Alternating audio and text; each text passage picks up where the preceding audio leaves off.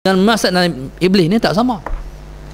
Maksiat Adam sebab syahwat, maksiat iblis dengan sebab takabur. Kalau maksiat dengan sebab syahwat, Tuhan ampun, masalah Sayyidina Muhammad. Tapi maksiat dengan sebab masalah Sayyidina Muhammad, kibr, Tuhan tak ampun. Bahkan tuan-tuan, Allahumma salli ala Sayyidina Muhammad, Nabi Allah Adam alaihi salam, kata ulama, diampunkan oleh Allah Subhanahu wa taala sewaktu sebelum menjejakkan kaki di bumi lagi. Tuhan dah mengampunkan kesalahan Nabi Allah Adam alaihi salam, tuan-tuan. Jadi maknanya takabur ni Tuhan marah sungguh. Tuhan marah sungguh. Pasal apa? Allahumma salli ala Sayyidina Muhammad, sebab takabur ni ialah perangai dia, sifatnya, pakaiannya. Lepas tu tuan-tuan, dalam satu asar disebut, Allahumma salli ala Sayyidina Muhammad, at-takabburu al-mutakabbiri sadaqah. Bertakabur kepada orang yang takabur itu ialah sedekah. Bila dia takabur, jangan merendah diri, buat kemas juga. Maknanya kita tak boleh hormat orang takabur. Tapi kata ulama, Allahumma salli ala Sayyidina Muhammad, bukan maksud takabur dengan mana hakikat. Kalau mana hakikat, Allahumma salli ala Sayyidina Muhammad, kita berasa aku lebih baik pada hang, tu tak mahu, tuan. Hak tu salah juga. Maknanya kita tidak boleh memuliakan orang yang bertakabur. Sebab itu tuan-tuan, Allahumma salli ala Sayyidina Muhammad, Ibnu Hazmin, satu ulama besar zaman tabi'in, Allahumma salli ala Sayyidina Muhammad, dia pernah menempelak satu orang khalifah.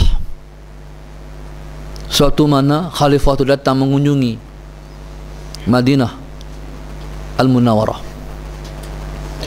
Tuan-tuan, Allahumma salli ala Sayyidina Muhammad, raja, tuan-tuan, khalifah waktu tu, Allahumma salli ala Sayyidina Muhammad, bila orang masuk ke majlis ni, orang kena ikut protokol. Allahumma salli ala Sayyidina Muhammad. Hamparan dia masuk, tuan, Allahumma salli ala Sayyidina Muhammad, maka orang masuk dengan memakai kasut. Ibnu Hazmin, dia masuk majlis raja, dia buang kasut. Bila dia buang kasut, Allahumma salli ala Sayyidina Muhammad, bila khalifah tengok, langsung panggil. Pasal buang kasut, hang hina aku. Tu penghinaan. Bila tidak mengikut protokol, tu satu penghinaan pada khalifah. Pasal apa Ibnu Hazmin buat? Sebab beramal dengan at-takabburu al-mutakabbir sedekah. Bertakabur kepada orang yang takabur itu sedekah. Maknanya kita tak boleh muliakan orang yang bertakabur. Tapi jawapannya, tuan-tuan, Allahumma salli ala Sayyidina Muhammad, menyenangkan khalifah. Apa jawapannya? Hang khalifah, Allahumma salli ala Sayyidina Muhammad, aku main malih hang kali ni ya, aku buang kasut, hang nak petikai aku. Hang tahu tak, aku setiap hari aku masuk malih raja besar daripada hang lagi, 5 kali sehari aku buang kasut. Semayang mana dia? 5 hari sekali, 5 kali sehari aku buang kasut. Dia tak kata apa kat aku pun. Menyenangkan khalifah. Tu ilmu, tuan-tuan. Jadi sebab itu, Allahumma salli ala Sayyidina Muhammad, orang takabur ni, bila dia takabur, susah nak lega penyakit takabur.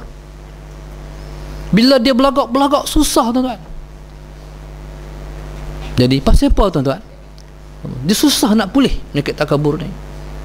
Pasal dalam Quran Tuhan sebut, Allahumma salli ala Sayyidina Muhammad, yataba'ullahu ala kulli qalbi mutakabbir. Yataba' ni Tuhan peteri. Bila dah mula takabur, Tuhan peteri hati dia. Maknanya sukar dia untuk pulih perangai dia kalau dia takabur. Allahumma salli ala Sayyidina Muhammad. Jadi Nabi sebut, Allahumma salli ala Sayyidina Muhammad, kharaja rajulun mimman kana qablakum fi hullatin lahu yakhtalu fiha. Keluar satu orang laki-laki, Allahumma salli ala Sayyidina Muhammad, daripada orang yang sebelum kamu memakai pakaian lahu yakhtalu fiha, yang ia merasa sombong dalam pakaian tersebut.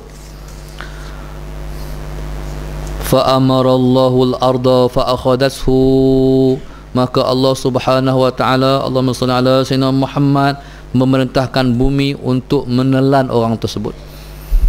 Barangkali tuan-tuan, Allahumma shalli ala sayyidina Muhammad, yang berlaku hari ini banyak gempa-gempa bumi, tanah runtuh ni dan sebagainya, bala-bala yang Tuhan timpa pada manusia sebagai mencabar manusia.